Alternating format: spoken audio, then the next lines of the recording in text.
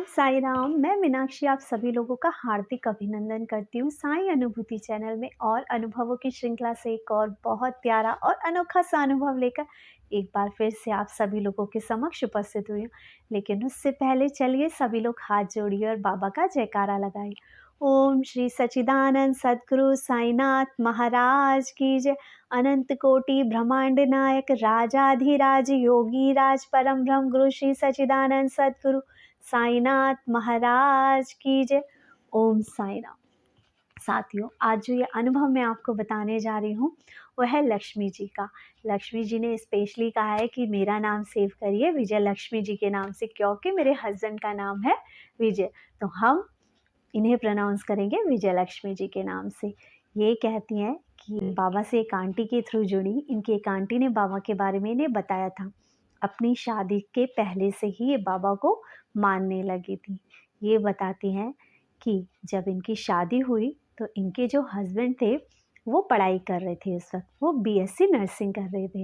ये कहती है मेरी शादी हुई तो जब ये पढ़ाई कर रहे थे तो बस मैं बाबा को ये कहा कि बाबा आप देख लेना, ये तो अभी पढ़ाई कर रहे हैं। ये कहती है मैं कुछ कहती नहीं थी किसी को कुछ भी, लेकिन जो भी मुझे फील होता था, ठीक है, तो मैं अपने बाबा को बता देती थी। ये कहती है मैं अपनी सारी बातें अपने बाबा को बताती हूँ और बाबा से ही शेयर करती हूँ। ये कहती हैं शादी के कुछ टाइम बाद इन्होंने कंसीव किया। ये कहती हैं क्योंकि मेरे हस्बैंड पढ़ाई कर रहे थे तो इसलिए मैं नहीं चाहती थी कि मैं प्रेग्नेंट हूँ और मैं अभी कंसीव करूँ। और ये क्या करती हैं, 3 मंथ्स की जब इनकी कंसीविंग थी, प्रेगनेंसी थी, उस टाइम पे ये दवाई खा लेती हैं बच्चा अबॉर्ट करने के लिए। ये कहती हैं कि और उस दौरान 2 महीने तक मुझे ब्लीडिंग हुई और मुझे लगा कि अब सब ठीक है, अब मैं प्रेग्नेंट नहीं हूँ। लेकिन होता ये है कि 4 या 5 महीने होते हैं, इनका मुँह कंटिन्यूअसली कुछ अजीब सा रहता था। तो ये कहती हैं कि इनकी एक रिश्तेदार थी या इनकी एक पड़ोसी थी, वो कहती हैं कि मुझे लगता है कि ना प्रेग्नेंट है और इसको चेक करवाओ। इनकी सास इनका चेकअप वगैरह करवाती हैं, तो जो रिपोर्ट आती हैं और जो सब कुछ आता है उसके अंदर ये इन्होंने कंसीव कर रखा था। ये 5 मंथ प्रेग्नेंट थी। ये कहती हैं कि अब इन्हें समझ नहीं आया कि ये क्या करें। ये कहती हैं कि जो बच्चा था वो ठीक था, जबकि इन्होंने जो दवाई खाई थी उसके अकॉर्डिंग इनको 2 महीने तक ब्लीडिंग हुई, बच्चा बिल्कुल स्वस्थ रिपोर्ट में आया। ये बताती हैं कि मेरा बच्चा हुआ और बाबा ने मुझे बेटा दिया, लेकिन जब मैंने ये सब कुछ बात अपनी माँ को बताई, अपने घर में बताई कि मैंने क्या किया था, तो मेरी माँ ने मुझे ये बोला, इसके ऊपर बाबा ने अपनी चादर, अपना साया कर रखा था, तभी ये बच्चा बच गया, अदरवाइज़ तूने तो कोई कसर नहीं छोड़ी थी इसे मारने की। ये कहती हैं कि मेरे हस्बैंड भी कहते हैं कि तूने जो किया था शायद तुझे ये अंदाज़ा भी नहीं है कि ये बच्चा हैंडीकैप भी हो सकता था। इसका शरीर का कोई अंग तेरी दवाई खाने की वजह से खराब भी हो सकता था।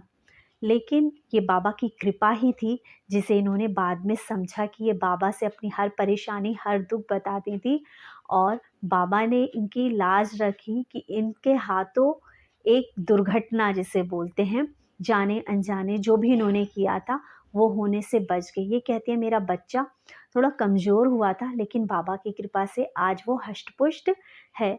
ये कहती हैं कि तब से जो बाबा के प्रति मेरा जो अटैचमेंट था वो और भी बढ़ गया कि बाबा ने मेरे ऊपर इतनी बड़ी मुसीबत आने से बचा ली, मेरे बच्चे के सर से इतना बड़ा खतरा हटा दिया।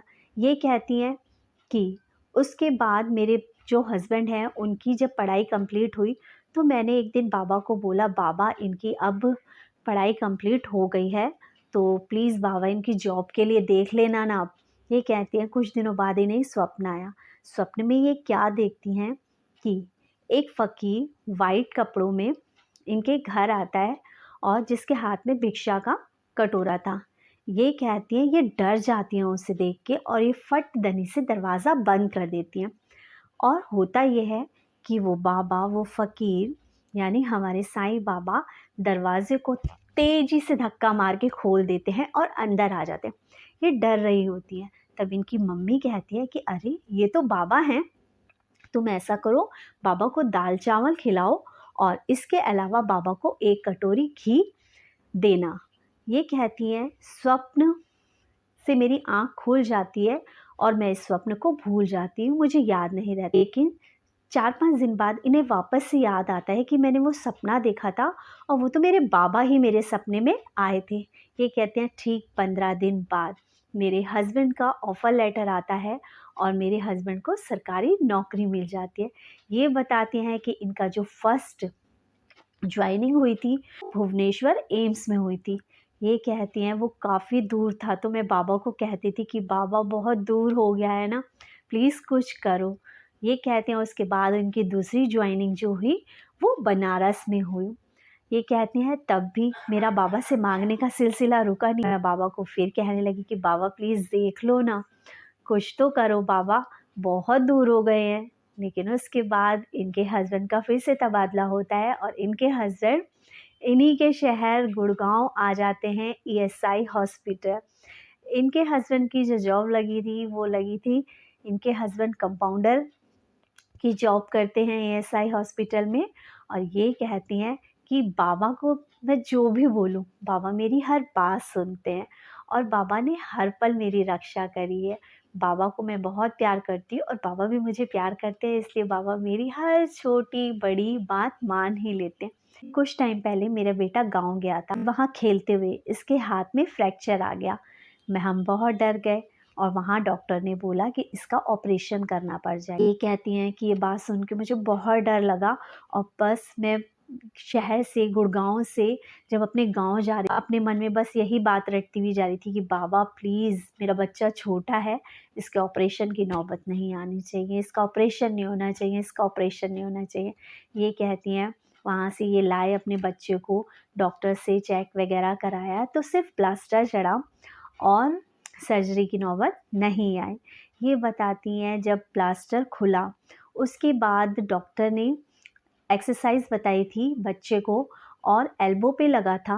तो ये कहती हैं कि प्लास्टर के बाद मुझे ज़्यादा चिंता हुई क्योंकि जो हड्डी थी वो अलग से दिखने लगी। कहती मैं अपने छोटे बच्चे को देख के बहुत परेशान होती थी। जब प्लास्टर था तब तो मुझे परेशानी नहीं हो रही थी, लेकिन जब इसका प्लास्टर हटा और हड्डी सही से बैठी हुई नहीं नज़र आ रही थी, तो मुझे ऐसा लगता था कि यार मेरे बच्चे का हाथ है वो प्रॉपर सही नहीं हुआ है, ये अच्छा नहीं लगेगा। ये कहती है कि इन्होंने थोड़ी बहुत एक्सरसाइज़ जो डॉक्टर ने बताई थी वो करवाई, लेकिन बच्चे को दिक्कत होती थी। ये कहती हैं बस फिर मेरे मन में ये आया कि मैंने बाबा की उदी ली और अपने बच्चे के उदी लगाई। 2 दिन कंटिन्यूअसली इन्होंने जब उदी लगाई तो तीसरे दिन जब ये देखती हैं तो ये क्या देखती हैं, जो हाथ बड़ा अजीब-सा लग रहा था कि हड्डी अलग से निकल रही है, वो अब बिल्कुल नज़र नहीं आ रहा। मेरे बेटे का हाथ देख के ऐसा लग रहा था कि जैसे इसके कभी कोई चोट लगी ही नहीं है, मेरे बेटे का हाथ प्रॉपर सेट हो चुका था। ये कहती हैं कि डॉक्टर की दवाई लगाना, एक्सरसाइज़ करने से भी मेरे बेटे के इतना जल्दी फ़र्क नहीं पड़ा जितना कि मेरे बाबा की उदी ने मेरे बेटे का हाथ सही कर दिया। ये कहती हैं कि मेरे बाबा की उदी में इतनी ताकत है कि वो तो कुछ भी कर सकते हैं और बाबा का मेरे ऊपर इतना प्यार और स्नेह है कि बाबा मेरे लिए भी सब कुछ करते हैं। ये कहती हैं बस मैं हमेशा अपने बाबा का नाम लेती हूँ, मैं बाबा की दीवानी हूँ, बाबा को बहुत प्यार करती हूँ और कभी मैं अपने बाबा को दही खिलाती हूँ, कभी मैं बाबा को अपने घी चीनी खिलाती हूँ, घी शक्कर खिलाती हूँ और जो मेरे मन में आता है मैं उस तरह से बाबा को भोग लगाती हूँ और मुझे बाबा के बारे में बातें करना बहुत अच्छा लगता है। जब इनकी कॉल भी मेरे पास आई थी तो ये बहुत खुश थी कि इन्हें एक बाबा के डिवोटी से बात करने का मौका मिला और मुझे भी बहुत अच्छा लगता है जब आपकी कॉल्स आती हैं, बाबा के बारे में प्यारी-प्यारी बातें बताते हैं, तो बस मैं बाबा की छवि की तरफ निहारती हूँ और बाबा से कहती हूँ, "बाबा आप ये भी कर सकते हो?" सच बाबा के इतने प्यारे-प्यारे अनुभव हम सब लोगों के पास हैं कि यदि हम सब लोग बाबा के इन अनुभवों को सबके साथ शेयर करें तो हो सकता है कोई दुखी जो आज परेशान है, अगर पूरी श्रद्धा और सबूरी के साथ बाबा पे विश्वास करे तो वो भी अपने दुखों से निजात पा जाए और इस चैनल का सिर्फ़ एक यही मोटो है कि हम ज़्यादा से ज़्यादा बाबा के बारे में लोगों को बताएँ, ताकि वो लोग भी बाबा की महिमा का गुणगान और बाबा की महिमा समझें कि बाबा किस तरह से बिना किसी आशा के, बिना किसी कर्मकांड और पूजा के भी लोगों की सुनते हैं। बाबा के भक्तों को सिर्फ़ बाबा से प्यार करना है, पूरी श्रद्धा और विश्वास साथ। इसी के साथ पर मैं विजय लक्ष्मी जी को बहुत-बहुत धन्यवाद दूँगी कि विजय लक्ष्मी जी ने बाबा के इतने प्यारे अनुभव हमारे साथ शेयर किए, और आशा करती हूँ कि सभी साईं डिवोटीज़ को ये अनुभव बहुत पसंद आया होगा। इसी के साथ चैनल को बहुत सारा प्यार देने के लिए, अपना स्नेह देने के लिए, और चैनल को शेयर करने के लिए, लाइक करने के लिए, सब्सक्राइब करने के लिए और चैनल पे प्यारे-प्यारे कमेंट्स करने के लिए बाबा के लिए बहुत-बहुत धन्यवाद। और जो अनुभव अपने पास अभी सहेज के बैठे हो, तो स्क्रीन पे नंबर फ्लोट हो रहा है, कॉल कीजिए, अपने प्यारे अनुभव हमारे साथ शेयर कीजिए, ताकि हम बता सकें कि हमारे बाबा की महिमा कितनी निराली है। ओम साई राम।